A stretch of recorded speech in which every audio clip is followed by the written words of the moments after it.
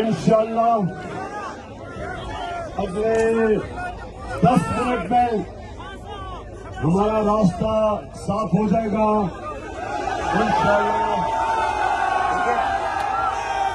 और हम इस्लामाबाद टी चौक की तरफ निकलेंगे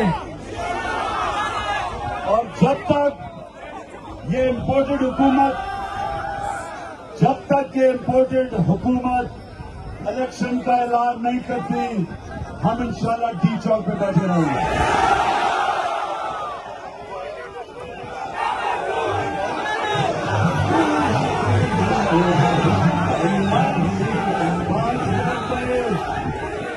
तैयारी कर लो, 5 मिनट में इंशाअल्लाह इस्लामाबाद की तरफ हम रवाना होंगे।